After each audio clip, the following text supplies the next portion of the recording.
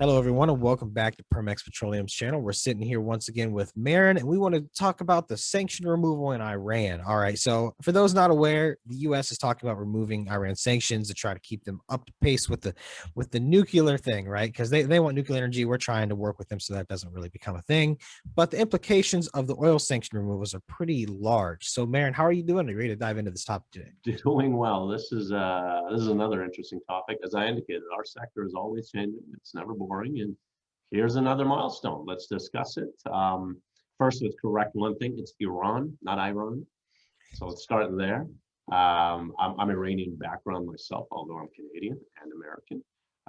Lived here all my life. This hits home for me to a degree because, listen, this is a great nation, great people, but the worst, the most corrupt government in history, in the world. I mean, this is a government that funds terrorism everywhere. This is not politicians talking. This is an Iranian telling everyone that this is not a good country as far as the government is concerned. So to remove sanctions, to allow these mullahs, these extremists, these theocrats to have the funding to fund Hamas in Palestine, to fund Hezbollah in Lebanon, to use oil money for everything they want to terrorize their civilians is a mistake. Yeah, that's a personal. We can go ahead and discuss the implications on a world stage. Do you think they're not enriching uranium? Do you think they abide by the JCPOA? Absolutely not. This is, again, this is just silly. Every single dollar that is earned by the banks in Iran is controlled by Quds forces. Quds forces, think of them as a paramilitary that is under the supreme leader, that has more power than the military of the country.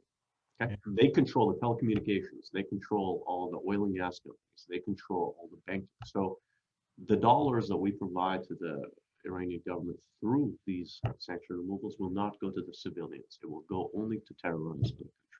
yeah, it's really unfortunate. It kind of turns into appeasement where they're not really going to listen, but they're going to fight to get more and more back. And it's unfortunate, but let's focus more on the oil if we can. Getting back to that.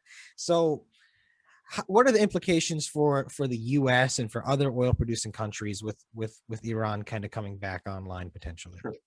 Prior to 1984, Iran was producing over 4 million to a degree. Recently, it dropped to under 2 million. Which is great because, again, as I said, the funding from that goes elsewhere. This has two implications. One, long-term implication on the global production, so supply side. If Iran's producing 2 million, they were now within months, they're up to 2.34 million. It will continue to grow. So it'll add to the supply, thus putting an imbalance between supply and demand, potentially pressing down oil prices. But there's a short-term implementation that a lot of people don't think about is Iran has floating storage capacity. They have 69 million barrels just sitting, waiting to be flooded into the market. That's going to be a shock to the oil sector if it does happen. So from an oil market standpoint, I don't think it's good for them to come back online. We will absorb quite a bit of it because the demand is increasing, as you're seeing in the marketplace right now. Goldman Sachs is talking about 80 oil given Iranian sanctions being removed as well. But over the long run, I think it's something that won't benefit our sector at all. Yeah. Yeah. I mean, them coming back online, as you said, short term, right now we're seeing a big demand for oil. So it's not going to be that huge of a deal. But long term, first for oil and for the world as a whole, it's a pretty negative thing. It is. It's I would hate to be Israel right now. I would hate to be some of these Sunni Arab countries in the region that Iran's not only going to take your oil and gas market share, but they're going to use that against you through proxies in the region.